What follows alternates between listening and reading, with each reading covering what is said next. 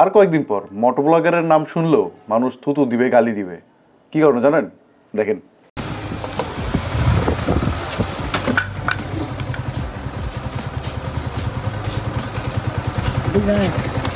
এদিকে দইরা বান্দি একেরে পিটা মুখে দিলাম।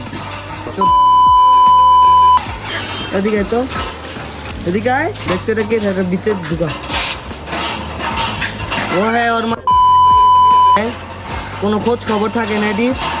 এখানে ঘটনা হচ্ছে কি, একটা বাচ্চা হচ্ছে রাস্তাঘাটে তো খেলি, বাচ্চাটা রাস্তায়ও খেলতেছিল না, ঘরের ভিতরেই খেলতেছিল, জাস্ট রাস্তার ভিতরে একটা কাঠ পালাইছে।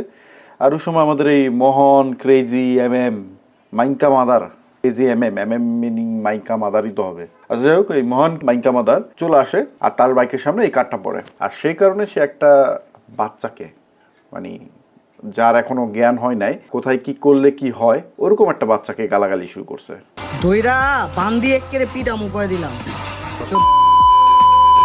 না, ও যে জিনিসটা করছে এটা কি বাচ্চাদের সাথে করা উচিত? বাচ্চারা তো ভুল করবে, কারণ হচ্ছে বাচ্চাদের তো ওইরকম জ্ঞান হয় না এখনো, ওদের ব্রেনটা ওই পর্যন্ত ডেভেলপ হয় না। কিন্তু ভাই তুই একটা R15 চালাস, তোর তো ব্রেন ওই পর্যন্ত ডেভেলপ হয়েছে, নাহলে তো তুই বাইক চালাতে পারতি না, রাস্তাঘাটে ওই ওর মতো ন্যাংটা ঘাটে ঘুরতি না।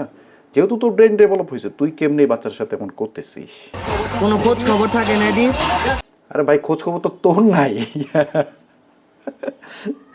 তোর বাপ মা তোরে বাইক কিনা দিয়েছে কি এইসব জিনিস করার জন্য? খোঁজ খবর তো হয় হিসাবে তোর নাই, তুই আরো খারাপ ভাবে বড় হয়েছিস, নাহলে তুই এরকম গালাগালি করতে পারতি। সবচেয়ে মজার বিষয় হইতেছে কি, এরকম একটা ভিডিও সে নিজে থেকে আপলোড করছে সোশ্যাল মিডিয়াতে।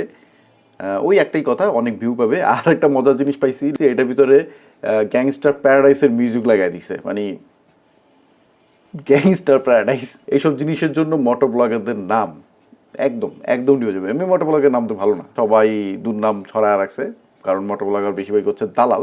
আর এখন যদি এরকম স্যাঁচরা বস্তি অলিতে গলিতে পোলা পাই নাইসা এরকম বাপ মারে জ্বালায় R15 কিনা আর ওই বাইক দিয়ে ভিডিও বানায় আর এরকম গালাগালি করে, ভাই মোটো ব্লগের একদম, এর জন্য আমি মোটো ব্লগ করি না।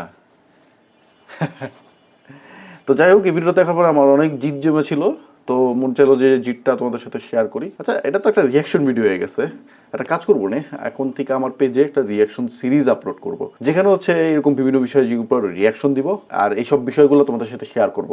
ভালো একটা আইডিয়া এসে পড়ছে এই ভিডিও থেকে।